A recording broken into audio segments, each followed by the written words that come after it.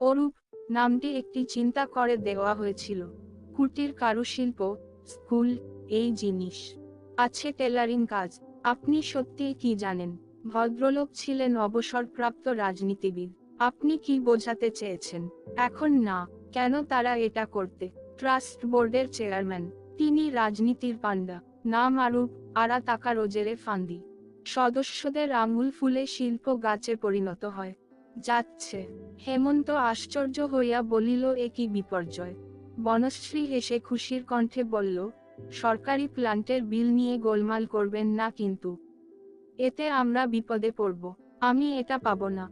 হেমন্ত একটু হাসল। না না, আমার ব্যাপারে। আমার হাতে গুজরাটে লাখ লাখ টাকা নষ্ট হচ্ছে, কি করে বুঝবো? আমার বা আমার সাথে তোমার কি সম্পর্ক? সমাজের বড়লোকদের সব ব্যবসা, আমাদের মতো কয়েকজন স্তব্ধ হয়ে যাবেন। কি বলতে? বনশ্রী রুমাল দিয়ে ঠোঁট কামড়ে অনিচ্ছা সত্ত্বে বলল, আমি কি বলেছি ওদের বলবে? আর কিছু হবে না, চাকরি হারাবো। হেমন্ত রেগে গিয়ে বলল, পাগল! আমি বললাম না, আমার কি?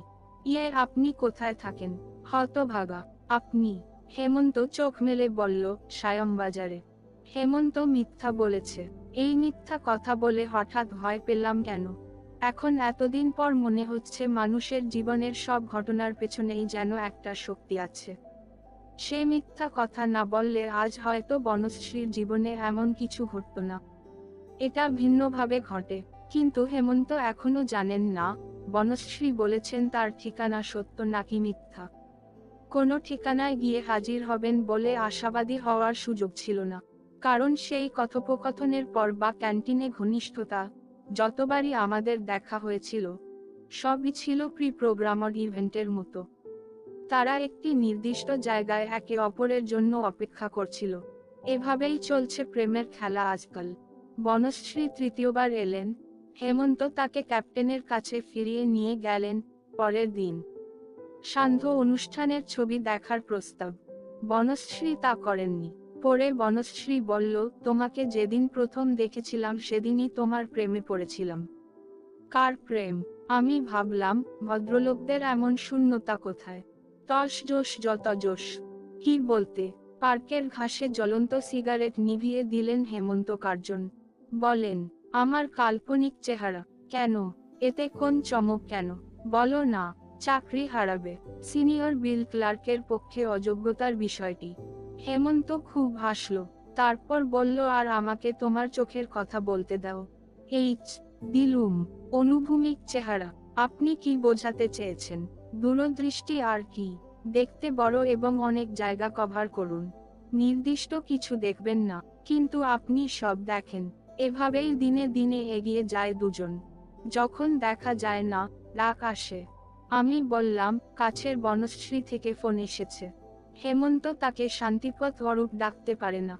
নিষেধাজ্ঞা ছিল। বনশ্রীর সাথে ক্যান্টিনে বসে অফিসে গেল।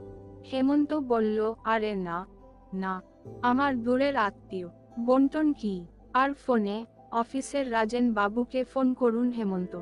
মনে হয় তোমার সেই দূরের সম্পর্ক। পুরো অফিস জোরে হাসছে। প্রবীণ বিল ক্লার্ক, 44, লাল মুখের ছিল। কিন্তু কিছুই করার দরকার নেই। ততক্ষণে তিনি মৃতপ্রায় হয়ে গেছেন। এক সন্ধ্যায় ভিক্টোরিয়া পুলিশ কাছাকাছি ছিল। দুজনে গুদবদর পাল্লার দিকে এগিয়ে গেল। বংশীর মাথায় সিঁদুর নেই। একটু কষ্ট করে পড়াশোনা করতে হয়েছে।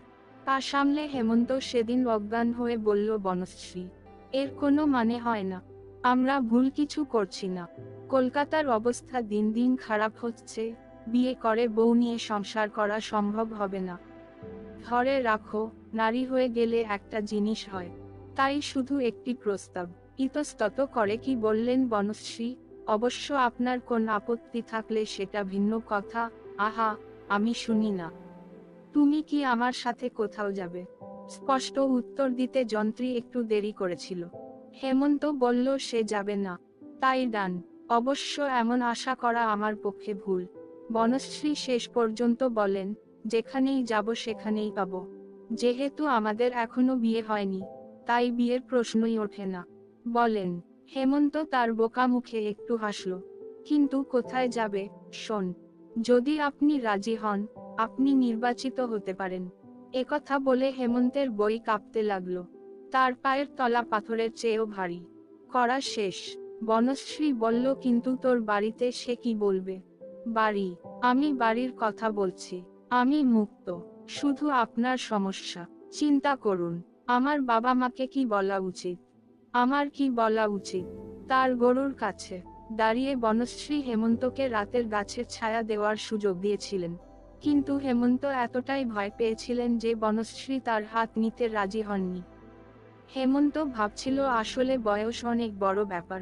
40-এর পরে লোকেরা সবকিছু চায়, তাই তারা নিজের জন্য আরো কিছু পায়। তাই বনশ্রী আরো পেতে চায়।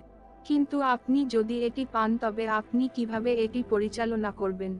বনশ্রীর মনে হলো অসহায় প্রশ্ন, কি বলবো? কিছুক্ষণ চিন্তা করে হেমন্ত বলল, তুমি কি সাংগঠনিক কাজে বাইরে যেতে চাও? ইয়াহ! কেউ বিশ্বাস করবে না। তিনি আকাশ পৃষ্ঠ ছুঁয়ে বললেন, কোন আত্মীয়ের বাড়ি চাও? হেমন্ত অভিমান দেখিয়ে বলল, হ্যাঁ, বুঝেছি। তুমি আমাকে ভয় দেখাও। এটা আরো বিপজ্জনক। সম্পর্কিত। তুমি কি জন্য ভীত? কিসের ভয় মেয়েদের পাওয়া উচিত? বনশ্রী পা আছড়ে দিয়ে বলল, শুধুমাত্র অসঙ্গতি। বনশ্রী। হেমন্ত গম্ভীর হয়ে বলল, আমি সাধু নই, ঠিক আছে।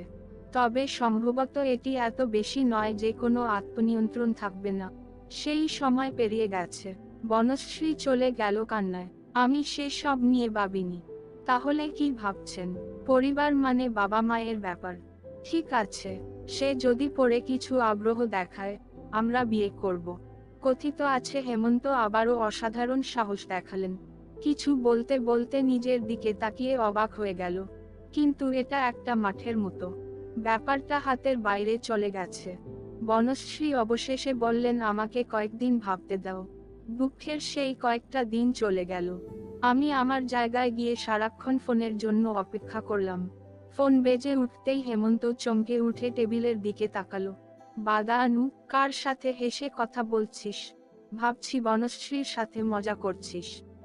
বনশ্রী ফোন করলো 4 দিন পর 4টায়।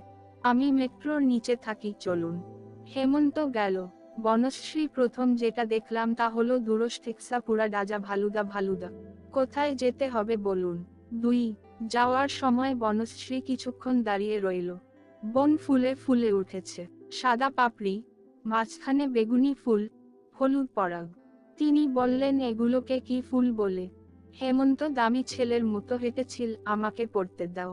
সেই জঙ্গলের মতো মাথা চুলের আড়ালে আটকে আছে। বনশ্রী তার হাত থেকে দ্বিতীয় ফুলটি নিয়ে শুকনো দিকে তাকালো। কোনো গন্ধ নেই।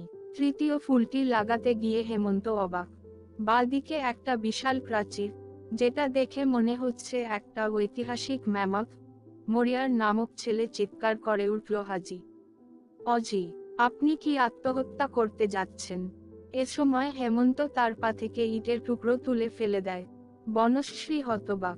সাপটি পালিয়ে গেলে সে বলল, আরে, এটা লাগবে। ছেলেটি তার মানবিক দক্ষতার জন্য দেয়ালে আঁকড়ে ধরে এবং তার পাশে ঝুলে নিজেকে বাঁচিয়েছিল। হেমন্ত রাগের লাল হয়ে বলল, না, বাবাকে বলবে না। পাটোয়ারি জি বলতে হবে। বান্দরমিরের একটা সীমা আছে। বনশ্রী আগের মতোই হেসে হেমন্তের হাত ধরে টান দিল, এটা ছেড়ে দাও। ছেলেটা সত্যিই পাগল হয়ে গেছে। হৃদয় প্রস্ফুটিত এবং নিজের অজান্তেই একটি বৃত্ত খোদাই করে। তার ওপর ঘাস আর তার ওপর ঘাস। মাঝখানে একটা কুঁড়েঘর আছে। মাঝখানে একটা রাস্তা আছে। রাস্তাটি সম্ভবত পর্যটকদের কথা মাথায় রেখেই তৈরি করা হয়েছিল। এখানে বাম দিকের পার্টিসিপল দেখা যায় না। শহরের পানির ট্যাঙ্ক একটু দূরেই দেখা যায়। তার পাশে মন্দিরের পিতলের ঘণ্টা উজ্জ্বল রোদে ঝলমল করে। বনশ্রী বললেন, জৈন মন্দিরে গেছো? আজ সেখানে প্রথমে যাওয়ার কথা ছিল না। হেমন্ত বলিল, সে তো দূরের কথা। বিকেলে জিপ নিলাম পাঠাওজি। দূরত্বের কারণে একে বলা হয় বনশ্রী। এটাই। তারপর ভিউফাইন্ডার দিয়ে মন্দিরের দিকে তাকিয়ে রইলেন। হেমন্ত দেখল, অরণ্যের গায়ের লোম ঝরে পড়েছে। কিন্তু তিনি কুকুরে নিজেকে প্রকাশ করেননি। ঝড় আবার মেজাজ খারাপ করেছে। পাটোয়ারিজিকে বলতে হবে। না, মানুষ অবশ্যই খুব ভালো, ভদ্র, অনেক প্রথা ও ঐতিহ্য। তিনি যে একজন সত্যিকারের পারিবারিক মানুষ তা বেশ বোঝা যায়। লোকেরা তার বাবাকে মুয়াম্বাব বলে ডাকে, কিন্তু লোকটি ছিল ঘোড়ার গাড়ি চালানো একজন কোচম্যান। আবার কালো রঙের গানেও ছিল তার নাম। তার পিতা ছিলেন আলুমিয়া নবাব, প্রাসাদ রাজবংশের একজন সম্ভ্রান্ত ব্যক্তি। বাড়িওয়ালা যুবকের দিকে তাকালো এবং সে যে টাকা জিতেছিল তা কালেক্টরেটে নিয়ে এল। একদিন কালেক্টর নিজেই তাকে স্যালুট করলেন। পাটোয়ারিজির মুখ থেকে শুনুন। আর পটোয়ারজি হেমন্ত অবাক হয়ে নাজুমিয়ার সাথে খুব ভদ্রভাবে কথা বললেন। এই ঐতিহাসিক শহরে সবকিছু বন্ধ হয়ে যাওয়াটা অদ্ভুত লাগলো। কিন্তু ডিপো কেন তাদের তাড়া করছে? বনশ্রীর দিকে কেমন অদ্ভুত দৃষ্টিতে তাকায় সে। আহা, সে কি করেছে? হেমন্ত একটু অবাক হলো। কলসির বয়স 10-12 বছরের বেশি হতে পারে না। বনশ্রী আর হেমন্তের সম্পর্ক খুঁজে পাওয়া তার পক্ষে একেবারেই অসম্ভব। কার পক্ষেই বা সম্ভব? পাটোয়ারজির চোখ কবে ধুয়ে গেছে। বনশ্রী কহিল, তুমি কথা বলছো না? হেমন্ত হাসবার চেষ্টা করে বলল, না। আমি কেন কথা বলবো না? মেয়েটাকে অবহেলা না করলে সত্যি পাগল হয়ে যাবে। বনশ্রী হাসতে লাগলো। আপনি যত বেশি প্রতিক্রিয়া করবেন, তত বেশি পাবেন। হেমন্ত বলল, সেটা ঠিক। আমি এটা সম্পর্কে অনেক চিন্তা বলে ও গলাটা একটু টিপে দিল। আচ্ছা, গতকাল বিকেলে পটোয়ারজি যখন বাড়ি থেকে বেরিয়েছিলেন, মানে আমি কি খুব অসংস্কৃতি? বনশ্রী দূরে তাকিয়ে বলল, আমি পড়ছি না। কেন? জাল, আমি তোমাকে একবার চুমু খেয়েছিলাম, হবে? কেন? তারপর আমি বলবো এটা নিয়ে কি করতে হবে? মাদর মানে আমার সাবধান হওয়া উচিত ছিল। বনশ্রী কিছু বলল না। ভিউফাইন্ডারে চোখ রাখুন। সামনে বাড়ন্ত কুমড়োর দিকে তাকিয়ে রইল। হেমন্ত বলল, আমার মনে হয় আমরা গতকাল যা বলেছি আর যাই করেছি, তুমি শুনেছ। দূষিত আলো জ্বলছিল, কিন্তু কুমড়াগুলো একসময় রঙিন ছিল। আমি হারিয়ে গেছি। পুরনো দিনে কুকুরছানা এসে কুকুর নিয়ে যেত। তখনই সবকিছু অদ্ভুত হয়ে গেল। নিচের পিলারে ফাঁক আছে, সেই চাঁদের মাথায় পদ্মের মাঝখানে সোনার নয় পিতলের চুল। আমি তোমাকে আদর করি। হঠাৎ আমার মনে একটা প্রভাব পড়ল। আমার শরীরের নিচের অংশে একটা চোখ দেখা দিল। বানরের বাচ্চা হাসতে হাসতে পালিয়ে গেল। রিভলভার থাকলে গুলি করে মেরে ফেল। বনশ্রী কণ্ঠে বললেন, আমার ছেলে লক্ষ্মী। সবাই বলে না, তাই আমরা এই গম্বুজের ভিতরে গিয়ে কোথাও বসলাম। ধরতে পেরেছিল। উহু, চলো। হেমন্ত এগোলো, কিন্তু সেই ম্যামথের মতো সে দেয়ালে ছেনি খোঁজা বন্ধ করেনি। ওহ না, তাদের পেছনে কিছু বাদুড়ের চর মারছে। সে হয়তো সিঁড়ি ধরে নিচে নেমে গেছে। হেমন্তের মেজাজ আর ভালো হচ্ছে না। আপনি এই অদ্ভুত জিনিস কল্পনা করতে পারেন? ঝর্ণার মতন একটা লাঠি তাদের পেছনে পেছনে এগোচ্ছে, যেন প্রতি মুহূর্তে নজর রাখছে। পাটোয়ারিজিকে বলতে হবে। কিন্তু ভুলটা হয়েছিল শুরুতেই। নালু, জনাব খাসি কেরামত খানের সাথে মীমাংসা করতে যাওয়ার সময় একটি সংক্ষিপ্ত উত্তর দিয়েছিলেন।